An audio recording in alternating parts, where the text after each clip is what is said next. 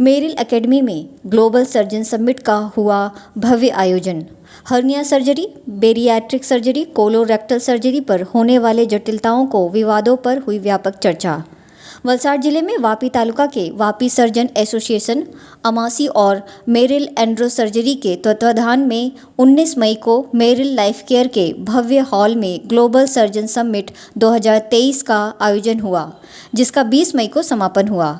इस कार्यक्रम की अध्यक्षता भिलाड के प्रसिद्ध सर्जन डॉक्टर राजेश श्रीवास्तव ने करी, जहां वापी सर्जन एसोसिएशन के अध्यक्ष डॉक्टर तुषार दीक्षित सहित अन्य सदस्य doctor Qureshi, doctor Lakdawala, doctor Ilesh Shah समेत कई जाने माने सर्जन उपस्थित रहे। 2 दिन चलने वाले तीसरे ग्लोबल सर्जन समिट के इस कार्यक्रम में 35 देशों से आए हुए 170 प्लस सर्जन डॉक्टरों के साथ भारत के 280 से अधिक डॉक्टरों को मिलाकर कुल 450 से अधिक प्रसिद्ध सर्जन डॉक्टरों ने हिस्सा लिया। डॉक्टर राजेश श्रीवास्तव ने बताया कि इस ग्लोबल समिट में उन्नत हुई सर्जिकल विषयों सहित मुख्य रूप से हर्निया सर्जरी, बेरियाट्रिक और कोलोरेक्टल सर्जरी सहित आधुनिक उपकरणों पर जटिलताओं और विवाद व्यापक कवरेज को पूरा करने का प्रयास किया गया। इस आयोजन की सबसे खास बात यह रही कि वलसाड जिले के एक छोटे से गांव भिलाड के श्रीजी अस्पताल से डॉक्टर राजेश श्रीवास्तव की गाइडलाइन के माध्यम से पूरे समिट में 14 मिनिमली इन्वेसिव सर्जरी का सीधा प्रसारण किया गया और सर्जिकल विशेषज्ञों द्वारा आयोजित रोबोटिक सर्जरी के प्रदर्शन के माध्यम से सुरक्षित और प्रभावी सर्जिकल अभ्यास के बारे में विस्तार से चर्चा की गई। डॉक्टर राजेश श्रीवास्तव के अनुसार यह आयोजन सभी प्रशिक्षु सर्जनों को प्रशिक्षित करने का एक शानदार अवसर रहा, जहां 14 सर्जरी के बारे में विस्तार से चर्चा हुई, जिससे भविष्य में आने वाली चुनौतियों पर सरलता से काबू पाया जा सकेगा।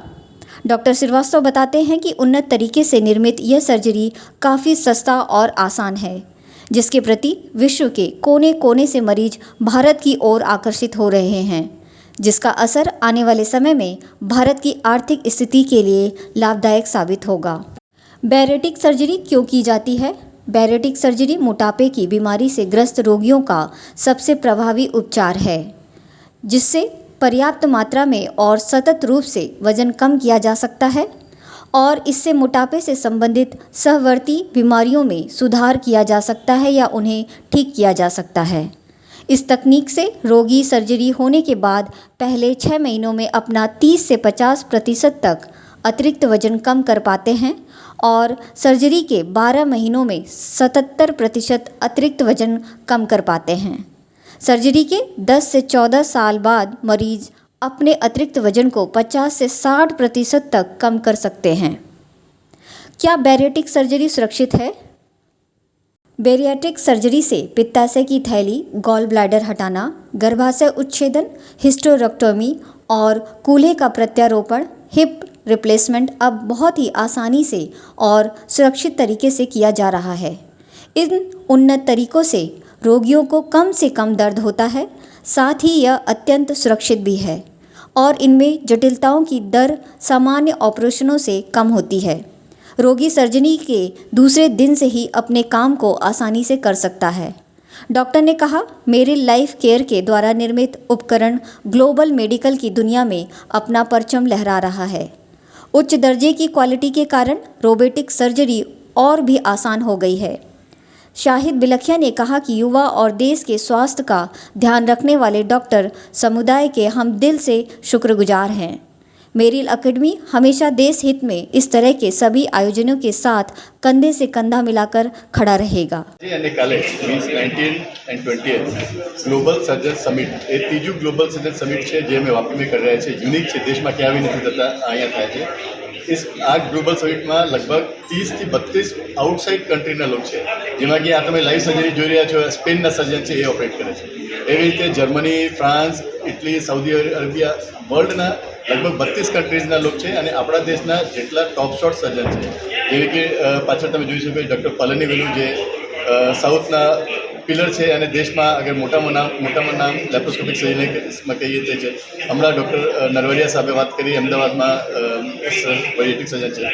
ડૉક્ટર મુફઝલ લાકડાવાલા જે પીડિયાટ્રિક સર્જનમાં એશિયામાં વન ઓફ ધ બેસ્ટ છે એ આજે અહીંયા છે. અમાસી જે association of minimal access surgeons of ઇન્ડિયાના પ્રેસિડેન્ટ ડૉક્ટર વર્ગીસ અહીંયા છે. સો તમે દેશમાં અગર 1 to 50 ટોપ સર્જન્સને નામ લો તો 45 અહીંયા છે અને બધા પોતપોતાના સ્કિલથી આજે અમે લગભગ 6 સર્જરી કરી, કાલે 6 સર્જરી કરવાના છે. એના પછી નહીં બી તો 50 લેક્ચર્સ છે અને ખાલી ઇન્ડિયાના નહીં બહારના સર્જન્સ બી લેક્ચર આપશે અને અમારી ટ્રીટમેન્ટ અને બહારના ટ્રીટમેન્ટમાં શું સિમિલરિટી છે, શું એડવાન્સમેન્ટ છે એ બધા અમે એક દૂસરાને ટીચ કરશું. અને ઘણા બધા યંગ સર્જન્સ આવ્યા છે જે હમણાં સર્જરીને કેરિયર સ્ટાર્ટ કરી રહ્યા છે. એના માટે આ ટાઈપના વર્કશોપ એને લાઈફમાં બહુ ઇમ્પોર્ટન્ટ થાય છે. તે જોઈને માણસ મોટી સર્જરી માટે પ્લાનિંગ કરી શકે. અલ્ટિમેટલી આપણે જોઈએ તો ફાયદા ઓલવેઝ પેશન્ટને થાય છે. જે બી નવી ટેકનોલોજી છે, નવા સિસ્ટમ, સપોઝ હું કોઈ એક એડવાન્સ ટેકનોલોજી કરું છું, આજે હું સર્જરી અહીંયા બતાવ્યા, દેશના બીજા જગ્યાથી અથવા તો વિદેશના એ સર્જન એ જોઈને અલ્ટિમેટલી આ સર્જરીના ફાયદા પેશન્ટને થવાના છે. આ પેશન્ટ આજે અહીંયા નથી પણ એ પેશન્ટ સપોઝ હું કોઈ સર્જરી શીખીને આવ્યા અને હું બીજી જગ્યાએ જઈને એ મારા પેશન્ટ પર કર્યા તો અલ્ટિમેટ ફાયદા એમાં એનો ગોલ છે પેશન્ટ્સના વેલબિંગ એન્ડ પેશન્ટનો બેનિફિટ. સર ખાલી એક જ ચીજ છે કે પેશન્ટની બેનિફિટ, પેશન્ટને કમથી પેઇન થાય અને રિઝલ્ટ ઘણા સારા આવે, કે ઇન્ફેક્શન કમથી થાય, પેઇન કમથી થાય અને ડિસ્ચાર્જ ઘણું જલ્દી થઈ જાય. કે જે લેબર ક્લાસના લોકો છે, પહેલાં ઓપન સર્જરી કરતા હતા તો એટલા મોટા ટાંકા આવતા હતા કે બિચારા કામ કરવા જઈ નહોતા શકતા. હવે એટલું થઈ ગયેલું છે કે પેશન્ટ બીજા દિવસે ઘરે જઈ શકે છે, આરામથી ખાઈ પી શકે છે અને 3-4 દિવસમાં એ પાછું એનું લેબર ક્લાસ કામ કરી શકે. તો આઈ થિંક સર્જરી કંઈ પણ જે એડવાન્સ થાય એ લોકોના હિતમાં હોવું જોઈએ. અને હવે જે એડવાન્સીસ રોબોટિક માનો કે જે भी બધું एडवांसेस खाली पेशेंट हित में थे. एक्चुअली अभी इतनी एडवांस हो गई है सिर्फ पेशेंट की बेनिफिट के लिए.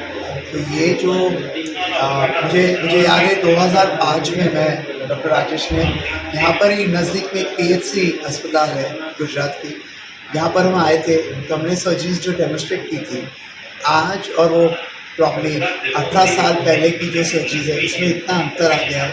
अभी इक्विपमेंट काफ़ी चेंज हो गया है, रोबोटिक सर्जरी आ गई है. अब ये जो पहले स्टेपलर्स थे हम हाथ से टाँके लेते थे, अब मोटराइज आ गया है. तो जूना जमाना में सर्जरी हमेशा ओपन टेक्निक की थती थी, पेट खोलीने करता था. એ જગ્યાએ આજકાલ એટલા બધા હાઈ એન્ડ ટેકનોલોજી આવી ગઈ છે, એન્ડોવિઝન કેમેરા એટલા સારા આવી ગયા છે કે આપણે નરી આંખો કરતાં બી સારું વિઝન ત્યાં દેખાતું હોય તો આપણે સર્જરી વધારે પ્રિસાઇઝ અને વધારે ફાસ્ટ કરી શકીએ છીએ. આ ગ્લોબલ સર્જન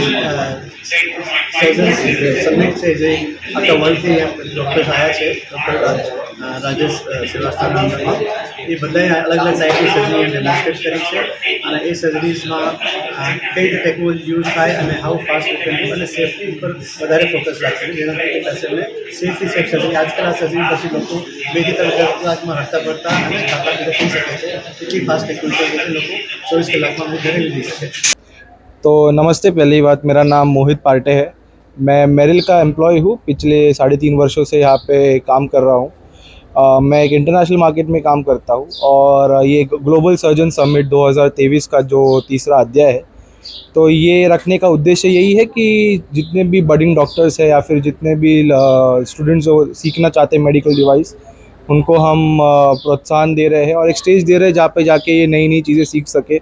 और उसके अलावा हमने यहाँ पे बहुत सारे इंटरनेशनल डेलीगेट्स या फिर इंटरनेशनल गेस्ट को बुलाया हुआ है जो सारे से सारे सर्जन्स हैं और अपने पैमाने पे बहुत बड़े सर्जन्स हैं, जिनको हम दर्शाना चाहते हैं कि मेरिल एक ऐसी कंपनी है जो भारत के मेडिकल डिवाइस या फिर हॉस्पिटलिटी मैनेजमेंट को एक अलग लेवल पे पहुंचा सकती है. और ये दुनिया भर में हम यही डंके की चोट पे बोलना चाहते हैं कि मेरिल एक इंडिया का ऐसा कंपनी है जो शायद ये इंटरनेशनल उच्च तरीके से करवाए. और जैसे इंडिया में बहुत सारी तकनीक या फिर टेक्नोलॉजी है जिनको जो नए नए सर्जन्स या फिर जो पुराने सर्जन जैसे डॉक्टर लकड़ावाला हो गए या फिर डॉक्टर श्रीवास्तव हो गए जो दर्शाते हैं, उन्हीं को हम और जगह पे बताना चाहते हैं कि इंडिया में यही सब तकनीकें भी यूज़ करी जा सकती है. आज तो हमारे स्पेन के एक सर्जन भी यहाँ आके जो इस हॉस्पिटल में है, जो जिन्होंने एक सर्जरी भी की, एक हैंडिक्स करके जो नया तकनीक हम लेकर आ रहे हैं उसके साथ, और वो बहुत अच्छे इम्प्रेस हो चुके थे इसके साथ. तो यही एक मुख्य कारण है जो हम GSS को इंडिया में मतलब होस्ट करते हैं. और मेरिल एक ऐसी कंपनी जो वापी में स्थित है जो इसको होस्ट करती है हर साल. तो तो इस कार्यक्रम में हमारे पास 127 कुल इंटरनेशनल डेलीगेट्स है और करीबन 350 से 400 के आसपास डोमेस्टिक डेलीगेट्स है जो इंडिया से आ रहे हैं। हाँ जी, एक ही जगह पे है जो मेरिल वापी में ट्रेनिंग एकेडमी है, वही जो one of the biggest Asia की ट्रेनिंग एकेडमी है, जहाँ पे हम ये प्रशिक्षण या तालीम जिसको बोल सकते हैं, जो हम लाइव दर्शा रहे हैं वहाँ पे। Association of Minimal Access Surgery, that is called AMASI, is formed in 2003, and Dr. Palani sir is the founder president, Dr. What is the past president, and now currently I am the president of the association, and I am very happy that this association is focusing on the laparoscopic surgery or the minimal access surgery that has become very popular now, and bringing all the surgeons who are practicing this in different specialties together on one platform, so that by today you see that surgical workshop that is going on, the conference that is going on, so that will be beneficial for the patients. If patients are benefited, and the Meril company is supporting such academic events in a very big way. Just not only this program, but in different other programs, they are associating with Amasi, and we are doing combined academic program. So this way, we are actually spreading the minimal access surgery to the different parts of the country, not only in the big places, but in the small places also, so that the people in the rural area also get a benefit of laparoscopic surgery or the minimal access surgery. The robotic surgery came later on. The minimal access of the laparoscopic surgery is a big wound, there will be small wound. Now the robotic surgery is with the machine help that is still done.